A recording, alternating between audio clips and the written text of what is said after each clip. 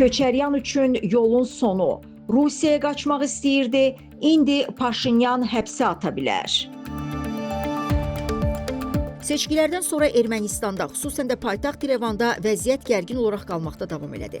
Məğlubiyyətlə barışa bilməyən müxalifətin, xüsusən də revanşist qanadı seçkilərin nəticələri ilə razılaşmadığını, müxtəlif qurumlara şikayət edəcəyini bəyan elədi. Hətta Robert Köçəryan cəbhəsi böyük mitinq və etirazlar vəd eləsə də, nədənsə son anda planda dəyişiklik ortaya çıxdı. Bu isə o mənaya gəlir ki, seçicilərdən ciddi dəstək görə bilməyən eks-prezident daha da biabru olmamaq üçün başqa üsullara əl atıb. Hakim partiya isə seçkidə revanşı hədəfləyən müxalifəti hədəf alaraq əks hücuma keçib. Bunun məqsədi isə köhnə elita və Rusiya yönümlü qüvvələrin parlamentdəki dayaqlarını tamamilə çökdürməkdir. Müxalifət liderlərinin cəmiyyətə verdiyi populist vədlərin sabun köpüyü kimi sönməsi və elə ilk administrativ təzyiqdə bəzi fiqurların ölkədən qaçmaq cəhdləri Ermənistanın siyasi teatrında dırnaqarası vətənpərvərlik maskalarının sürətlə düşməsini şərtləndirir. Qara buludlar əsasən Ermənistanın ikinci prezidenti Robert Köçəryanın başı üzərində fırlanır. Moskvanın İrəvandakı əsas dayaqlarından biri sayılan baş nazir Nikol Paşinyanla uzun illərə dayanan ədavəti olan Köçəryan üçün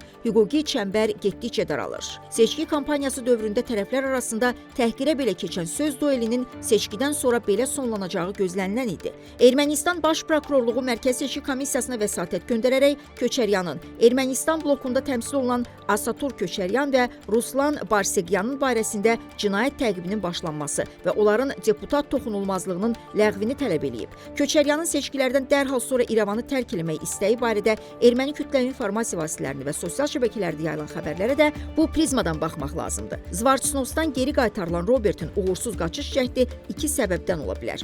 Birinci, hüquqi məsuliyyətdən yayınmaq. Eks-prezident anlayırdı ki, seçkidəki biabırçı məğlubiyyətdən sonra Paşinyan komandası onu konkret olaraq həbsə göndərəcək.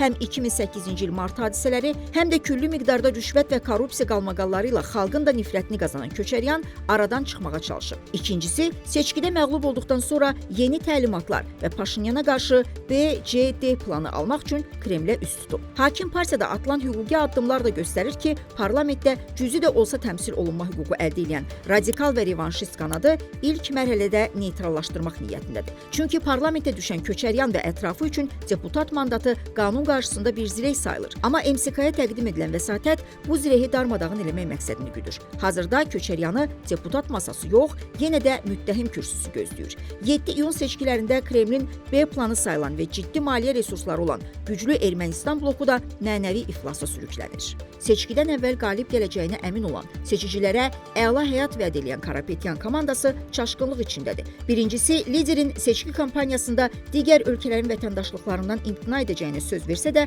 bunu yerinə yetirməməsi onun siyasi çəkisini və sözünün kəsərini sıfıra indirib.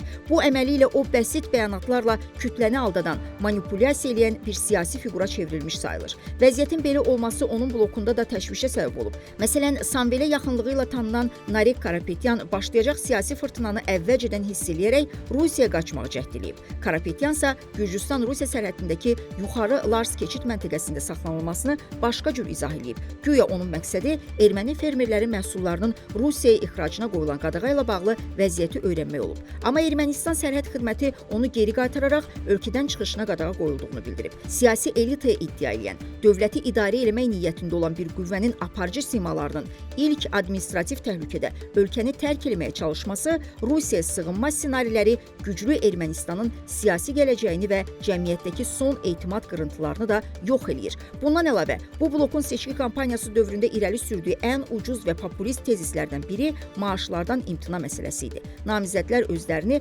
xalqa təmənnasız fədailər kimi sırmaq üçün bəyan ediblər ki, mandat qazanacaqları təqdirdə dövlətdən maaş almayacaqlar. Cəmi 1 dram rəmzi məbləğlə fəaliyyət göstərəcəklər. Bu, xüsusilə iqtisadi çətinliklər içində boğulan erməni seçicisinin rəğbətini qazanmaq üçün hesablanmış ucuz bir PR gedişi idi. Əgər blokun liderinin ilk vədlərindən boyun qaçırdığını nəzərə alsaq, onun siyasi tərəfdaşlarının da eyni addım atacağı qənaətinə gələ bilərik. Paşinyan komandası da bundan istifadə edərək 1 dram maaş vədini tez-tez mediada mediyada gündəmə gətirərək güclü Ermənistanın nümayəndələrini küncə sıxışdırır. Bu vəziyyət müxalifətin parlament fəaliyyətinə başlamadan öncə ciddi mənəvi aşınmaya məruz qaldığını və onların xalqın maraqlarını deyil, yalnız öz siyasi və biznes toxunulmazlıqlarını təmin etmək niyyətində olduqlarını ifşa eləyir. Ermənistanın ən böyük oliqarxlarından sayılan Serj Sarkisyanla şəxsi münasibətləri olan Qaqiq Tsarukyan da seçkidə ciddi məğlubiyyətlə üzləşib. Onun təmsil elədiyi çiçəklənən Ermənistan partiyası cəmi 3,98% səs toplayıb.